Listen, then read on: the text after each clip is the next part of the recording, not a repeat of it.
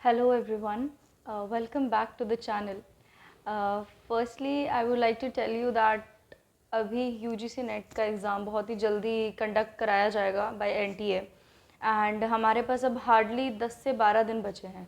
तो गाइज़ ये जो लास्ट के 10 से 12 दिन होते हैं ना एग्ज़ाम से पहले, ये हमारे लिए या तो एक विन विन सिचुएशन हो सकती है, या फिर अगर हमने इन दिनों को सीरियसली नहीं लिया तो ऑब्वियसली हमारा क्या पता एग्ज़ाम क्लियर ना हो हमारी छोटी छोटी सिली मिस्टेक्स की वजह से। तो ये जो टाइम है इसको आप लोग बहुत ज़्यादा सीरियसली लेना, और इन 12 दिनों में या फिर इन 10 दिन अगर हम लेकर चले, मान लेते हैं 13 जून को आपका एग्ज़ाम है। वैसे जनरली सोशियोलॉजी का तो लास्ट में ही होता है, लेकिन still if we assume that आपका ये जो एग्ज़ाम है ये 13th को, हम लोग हमेशा let's be prepared for the worst. So अगर हम लोग ये लेकर चलें कि 13th जून को आपका एग्ज़ाम है, तो उस हिसाब से आपको अब क्या करना चाहिए, क्योंकि दिस इज़ हाई टाइम। अगर अब भी आप लोग जो है बुक्स नहीं उठा रहे हैं, कुछ भी नहीं कर रहे हैं, then I think you are in a very bad situation and this can lead to very bad repercussions.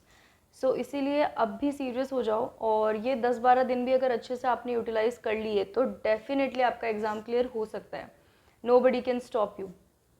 तो अब देखो, इस वीडियो के अंदर मैं यही चीज़ें कवर करने वाली हूँ कि आपको इन दिनों में क्या करना चाहिए जिससे आप लोगों की हेल्प हो जाए और आपकी थोड़ी और ज़्यादा बूस्टअप हो जाए प्रिपरेशन। और जो थोड़े बहुत हम लोगों के प्रिपरेशन में रह जाते हैं, कुछ बिट्स एंड पीसेस में कुछ चीज़ें हम लोग प्रॉपरली नहीं प्रिपेयर कर पाते, तो अभी लास्ट में हम क्या कर सकते हैं जिससे अच्छे से, कहते हैं ना, एक पॉलिशिंग हो जाए हमारी प्रिपरेशन की। तो उसके लिए आप लोग क्या कर सकते हैं, तो देखो, सबसे पहली चीज़ है रिवीजन।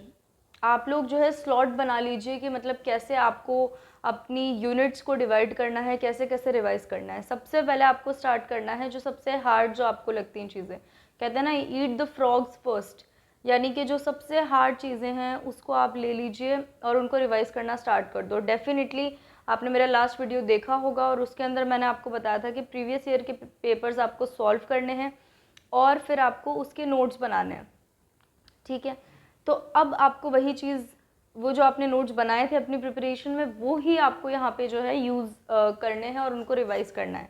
ठीक है, उनको बार बार आप रिवाइज करिए, यूनिट वाइज रिवाइज करिए कि पहले मैं यूनिट 1 ले रही हूँ, फिर मुझे जो है ये वाला टॉपिक बहुत ज़्यादा वीक लगता है मेरा, अभी भी मैं चीज़ें भूल रही हूँ, तो उसको आप सबसे पहले ले लो।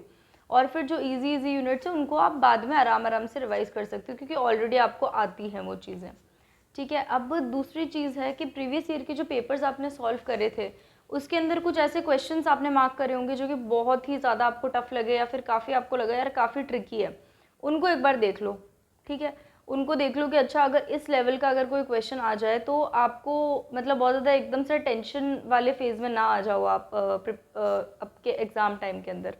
तो वो चीज़ एक ज़रूर आप कर लेना। तीसरी चीज़ है गाइज़ कि पेपर 1 जो है ना उसके अंदर काफ़ी सारी ऐसी यूनिट्स है जो कि बहुत स्कोरिंग है, एंड वो सच में आपकी जो प्रिपरेशन है या फिर आपके जो मार्क्स है उसमें बहुत बड़ा चेंज लेकर आ सकती है। तो अब ये जो आपकी यूनिट्स है वो कौन कौन सी है, देखो, सबसे पहली जो आपकी यूनिट है वो है आपकी टीचिंग एप्टीट्यूड की। दूसरी है जो मैथ्स वाला पोर्शन है वो लॉजिकल रीजनिंग और डीआई एंड इंग्लिश। ये 5 ऐसी यूनिट्स है जो कि आराम से आप इसमें स्कोर कर सकते हो। देखिए, टीचिंग एप्टीट्यूड के अंदर जो है बहुत ही बेसिक से क्वेश्चंस आते हैं जो कि हम बिना पढ़े भी सॉल्व कर सकते हैं। मतलब आप 2-3 बार भी अगर पढ़ लोगे ना उनको, आपको समझ आ जाएगा अच्छा ये क्या हो सकता है। हम लोग कहते हैं ना एक वो इंटेलिजेंट गेस से भी वो चीज़ें जो है हम सॉल्व कर सकते हैं बड़े इजीली। तो आपको जो टीचिंग एप्टीट्यूड वाला जो आपका टॉपिक है उसके अंदर जो भी आपने पॉइंट्स बनाए वो लिख लो, क्वेश्चंस आपने सॉल्व करे थे वो एक बार देख लो, और वहाँ जाके आपने अपने इंटेलिजेंट गेस का यूज़ करना है। और दूसरी चीज़ क्या करनी है, आपको बार बार क्वेश्चन पढ़ना है, एलिमिनेशन मेथड अप्लाई करना है कि अच्छा कैसे ये क्या लॉजिक बैठ रहा है इसके अंदर, तो आपके 100% ऑफ द टाइम्स क्वेश्चन सही हो सकते हैं। ठीक है, दूसरी चीज़ आती है मैथ्स वाला पोर्शन। अब देखो गाइज, मैथ्स के अंदर क्या है, सही है तो फुल मार्क्स, नहीं तो अच्छे मार्क्स नहीं मिलेंगे। तो मैथ्स में एक ऐसा रहता है कि अगर आपका थोड़ा बहुत होल्ड है, बेसिक क्वेश्चंस आते हैं वहाँ पे, मतलब बिल्कुल ऐसे कोई हार्ड क्वेश्चंस नहीं आते हैं, बेसिक आते हैं मैथ्स और रीजनिंग के क्वेश्चंस।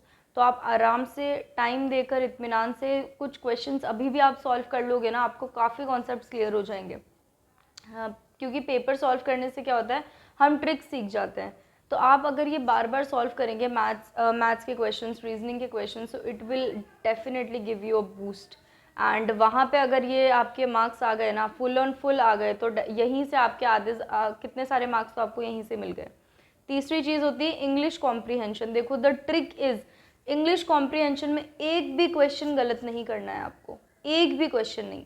देखो पूरा कॉम्प्रीहेंशन आपके पास है, आपको टाइम इनफ मिल रहा है, तो आप आराम से उसको देखो, आराम से उसको बार बार पढ़ो, और जो क्वेश्चन आपको अटका रहा है उसको थोड़ी देर के लिए छोड़ दो, मार्क फॉर रिव्यू कर दो, बाद में आके उसको आपने सॉल्व करना है। वो सबसे ज़्यादा इम्पॉर्टेंट है गाइज, क्योंकि आरसी में अगर आपने गलत करा तो फिर आप कंपटीशन से वैसे ही बहुत पीछे हो जाते हो, क्योंकि जो लोग जेआरएफ लेकर जाते हैं ना, वो इसी में होल्ड, उनका मास्टरी ये इसी में करके आते हैं कि अच्छा कौन से स्कोरिंग सब्जेक्ट्स है और किस में हम लोग बहुत अच्छा स्कोर कर सकते हैं। समझ गए आप लोग? तो आरसी में मार्क्स नहीं लूज़ करने हैं। सेकंड चीज़, टीचिंग एप्टीट्यूड वाले को इंटेलिजेंट गेस से सॉल्व करना है। थर्ड चीज़, मैथ्स और रीजनिंग वाले में 100% एक्यूरेसी से काम करना है, ठीक है। फोर्थ चीज़ आ जाती है आपके डेटा इंटरप्रिटेशन। अब देखो डेटा इंटरप्रिटेशन में क्या है, आपने अगर पूरी टेबल समझ ली ना, आराम से आपको मार्क्स मिलेंगे, आराम से। There is nobody stopping you. आपको बहुत ईजीली आप जो है उसके अंदर स्कोर कर सकते हो। मतलब डेटा इंटरप्रिटेशन एक ऐसी यूनिट है that can actually give you a very good marks. कि मतलब आपने टेबल समझ लिया, अब सारे उसी से रिलेटेड क्वेश्चंस हैं, तो पाँचों के पाँचों क्वेश्चंस बहुत ईजीली आप सॉल्व कर लोगे। यानी कि ये जो कुछ फैक्चुअल वाली जो चीज़ है ना, ये आपके लिए बहुत ज़्यादा बेनिफिशियल हो सकती है लॉन्ग रन में। तो ये 5 यूनिट्स हो गई आपकी, जो कि बहुत स्कोरिंग है, और इनको ज़रूर नेग्लेक्ट मत करना, इनको बिल्कुल रिवाइज करके आपने जाना है, और बहुत अच्छे से ट्रिक्स जो भी आपने बनाई थी वो सब आपने इसमें कर लेनी है, ठीक है।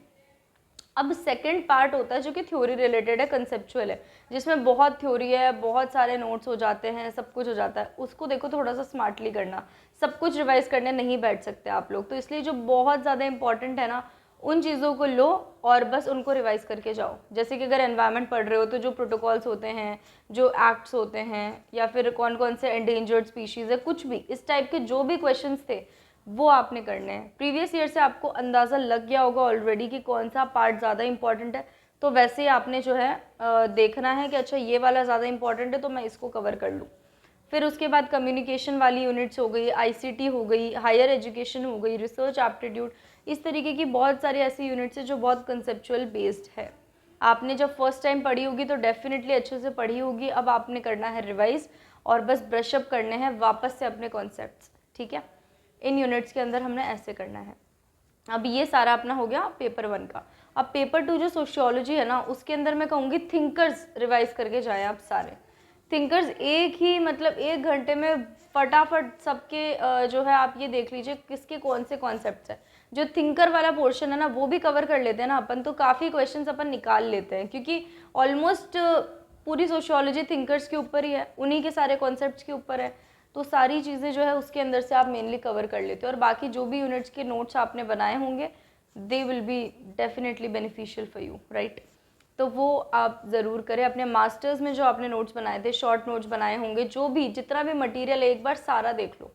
एक बार बस आप जो है कहते हैं ना सरसरी निगाह जो है डाल लो उसके ऊपर, ताकि आपके माइंड में आ जाए कि अच्छा ये पियरे बोर्डू का कॉन्सेप्ट था, ये हैबिटस वाला, या फिर कुछ भी ऐसी छोटी छोटी चीज़ें। जैसे मैं मेरे नोट्स भी आपको डेफिनेटली प्रोवाइड करूँगी सोशियोलॉजी के थिंकर्स के, मैंने कैसे छोटे छोटे नोट्स बनाए थे, एंड क्या पता आप लोग के लिए लास्ट मिनट में बहुत हेल्पफुल हो जाए। तो ये 2 टिप्स थी मेरी, 2 पार्ट्स के लिए मेरी टिप्स थी आपके लिए। अब तो आपको क्या ध्यान रखना है, सबसे पहले रिवाइज करते रहो, यूनिट वाइज लेकर चलो, जो हार्ड है उसको पहले कर लो और जो इजी है उसको आराम से जो है वो रिकॉल करने की कोशिश करो। तीसरी चीज़ है गाइज, ये एक ऐसा टाइम है आपने पैनिक नहीं करना है, आप आराम से अपना पेपर दीजिए। आप ये ध्यान रखिए कि मैंने बहुत मेहनत करी है और मुझे पता है कि मैंने काफ़ी कुछ पढ़ लिया है ऑलरेडी, तो आगे भी मैं बहुत ज़्यादा अच्छा करूँगी, मुझे पता है, और मैंने काफ़ी मेहनत भी करी है पहले, और अब बस टाइम है और मुझे बस अपना 100% देना है, दैट्स इट। जो रिज़ल्ट होगा देखा जाएगा, मैंने तो अपना अच्छे से दिया है, अच्छे से प्रिपरेशन करके आई हूँ, और मुझे पता है मैं अच्छा ही करूँगी, सिंपल। इतना सा पॉजिटिविटी लेकर जाइए, ये टेंशन मत लो होगा नहीं होगा, ये बर्डन मत लो आप अपने ऊपर, ये बाद में अपन सोचेंगे। अभी अच्छे से माइंड को फ्री रखो, रिलैक्स रखो और आराम से जाओ एग्जामिनेशन सेंटर के। वहाँ पे कुछ रिवाइज मत करना, स्ट्रेस हो जाता है बहुत ज़्यादा लोगों से बातें मत करना, क्वेश्चनिंग मत करना कि तूने कितना पढ़ लिया, ये यार कहाँ से क्वेश्चंस आ रहे हैं, कुछ नहीं करना है अपन को, ठीक है। Just be relax and be confident that you can clear it.